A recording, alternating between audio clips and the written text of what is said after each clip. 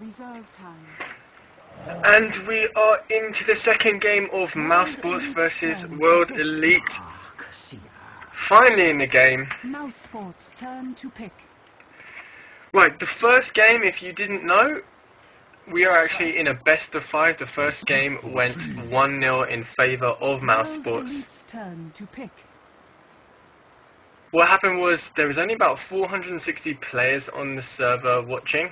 The rest could watch through Casper or Toby's stream, and apart from that, no one else was actually able to get into the game. So let's have a little look at the bans and picks here. Looks like nothing too out of the ordinary here.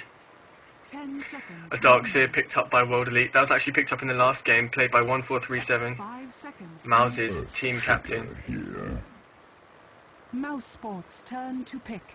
We saw some huge synergy between the Darkseer and the Enigma, which hasn't been banned or picked out yet. So let's see what happens if Mouz decides to ban that or not. Rubik was played last game by Sing Sing to quite good effect, actually. He was able to steal the Shikuchi from the Weaver. The CK being banned out by the Mouz is quite interesting. I know a lot of Asian teams tend to opt for the CK quite early in the pick phase. And an interesting ban here, we had Black playing the anti-mage last game. World Elite's turn to ban.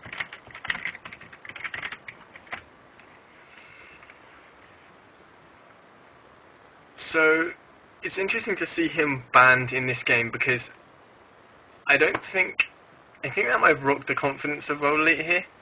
Anti-mage just basically his farm balled out of control way too early. They weren't able to lock him down, and with the Enigma played by Bambo, they were actually able to lock down World Elite's Weaver. Mouse Sports turn to ban. Interesting to see that still Enigma has not been banned. Mouse opting to ban the Invoker. Weaver being picked up again by World Elite. They're going to try and make it work for a second time. The farm was pretty big on the Weaver last game. We saw a Radiance being picked up there, but he kept on being stopped by the Enigma ulti, even sometimes just being used on the Weaver alone. Slightly different style of play coming out from Mouz this game. Leshrac and Prophet were picked up last game by World Elite, so we're seeing a bit of a trade. The Darkseer being picked up instead this time by World Elite. We'll see who uses it to its maximum potential. 1437 didn't have such a great early game last game, but he was able to pick it up, setting up some huge ultis and setting up some great vacuums for the Bambo with the Enigma to come in and throw down a black hole. That actually secured a pretty game-changing push in the top lane last game. So if you've no idea what's going on here, this is Mouz and World Elite playing for MUFC's spot in the international competition. MUFC, unfortunately, with a bit of travel complications. Sharky not finding his passport, and there was a bit of issues with tickets. The information can be found on joindota.com. Looks like Mouse Sports deliberating over this pick here. They could go for the Enigma again to lock down the Weaver and the Darkseer with the Surge. We have a lot of maneuverability in this team, so it could be a viable pick. Tide Hunter.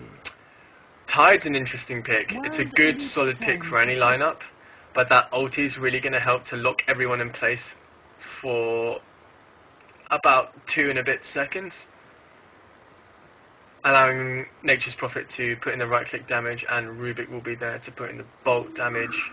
Leshrac obviously able to get off the huge amounts of damage that he does. Seriously one of the most powerful nukers in the game. And this is a Wisp pick. I am really excited to see this. I haven't seen Wisp being put to use, well, certainly to what I believe its full potential could be. Let's see what World Elite can do with this here. It's a big game here, because World Elite really need to win this, otherwise they'll need 3 in a row to win. 10 seconds remaining. And they're going to try and do it with the Wisp. 5 seconds. So it's definitely going to be some interesting plays here. And another clutch. Oh my god, a Clinks.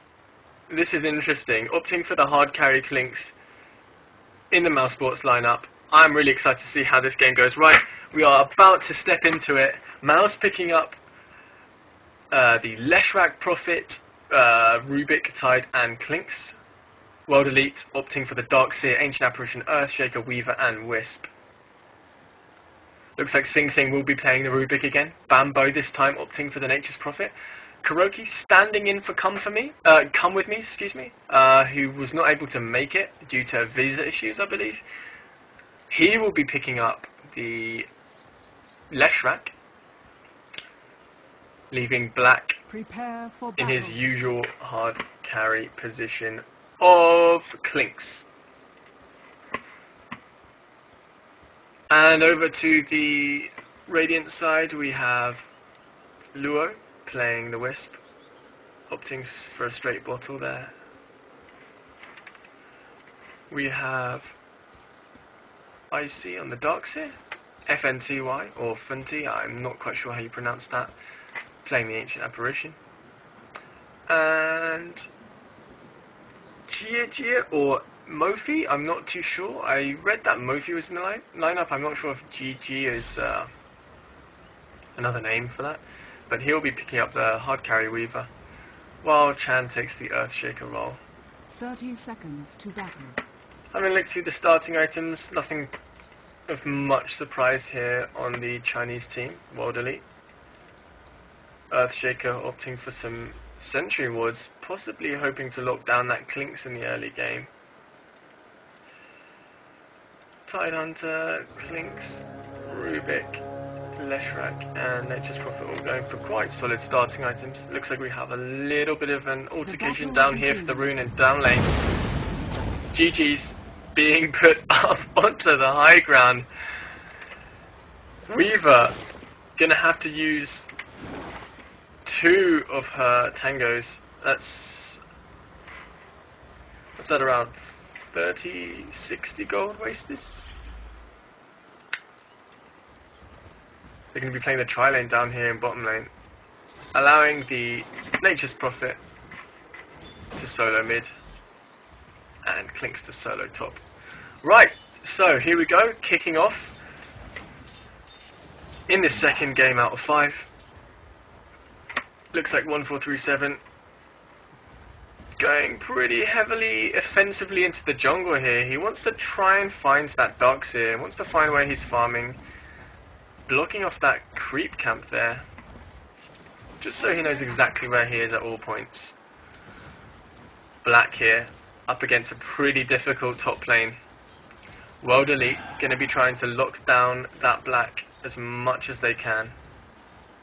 You almost had it too. Going to try and not let him get any last hits at all in that lane. And it looks like Tide being played by 1437 down here. Just checking out what's going on here.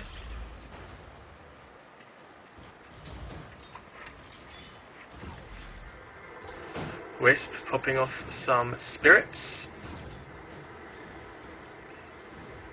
Not really making much use of them. Bambo.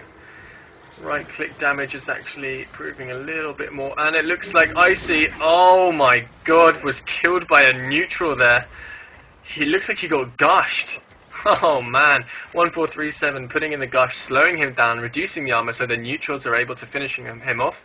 1437 opting to go back into the jungle and pick up those last remaining creeps perhaps, or just wait for the Icy again. This could be dangerous. Icy doesn't see this, walking into jungle and sees them now. Iron Shell on, but he sees the Sing Sing. Will it be too late? He has the Surge to escape. Looks like we have Wisp trying to go down to the bottom lane, but Nature has already TP'd to get that regeneration rune. Wisp really could have used that in his bottle. Looks like on top lane, Black is running from a Fisher and Cold Feet combination. The sentry in the lane. Oh, and it looks like we have 1437 in a really bad position here. First blood is drawn. The neutral creep's not actually counting as a first blood, and Sing Sing is in a bit of trouble here as well. The tether proving pretty effective in this early game. And looks like Sing Sing is going to go down as well. So we have a 2-for-1 here.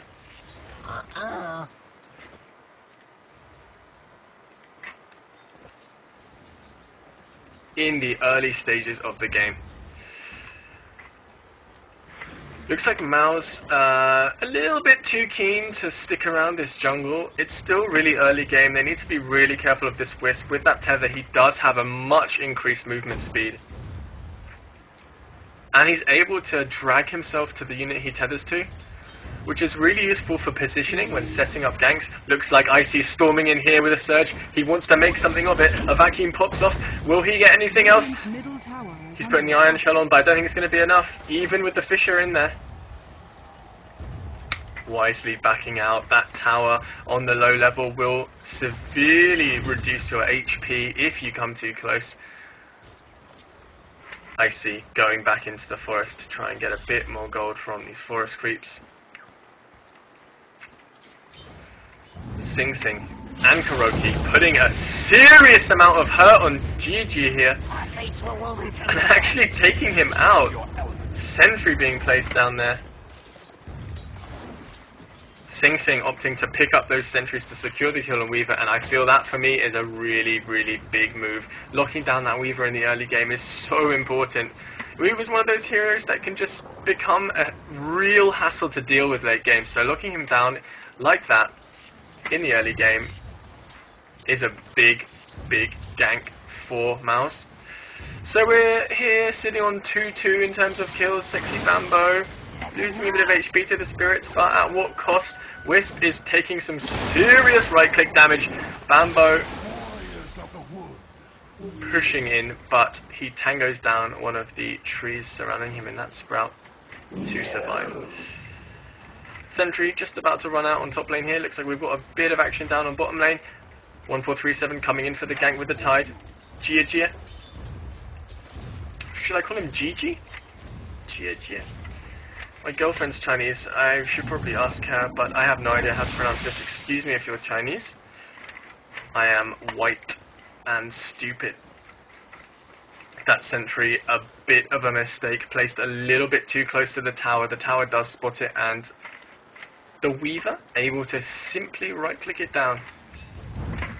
Right, at this point I want to have a quick look at the creep stats. Right now we have Weaver with 26 for 8, 24 for 13 on the Ancient Apparition. That's pretty big against Black, because in his lane he's only got 15 for 4. He is up against that Earthshaker though, who is severely underfarmed. He's level 3 as well, a lot behind the rest of his team, but we have 1437 on level 2 as well, so we have some serious hard supporting going on here. Kuroki, on the other hand, a decent 25 creep kills, but looking at the gold graph, it definitely is weighted in the side of the Radiant. That is World Elite. I don't think Chan quite saw that Tidehunter walk right up next to him. An ulti being popped off on Black to secure that kill. Sing Sing coming back in. They want the Earthshaker's blood. Mouz 1437 doesn't have enough mana for Gush, but Bambo is there with the TP to secure the kill on the Earthshaker. Good coordination there coming out from Mouz. And we're 4 for 3 in favour of World Elite. It looks like both teams are putting a lot of value into stopping the carries getting too fed. Does, however, look like World Elite's Weaver is out farming Black, who's playing Clinks for Mouse Sports, so if they can keep it in their favour, this could go in the direction of World Elite this game. Let's have a little look at the experience. Yeah, almost 2k.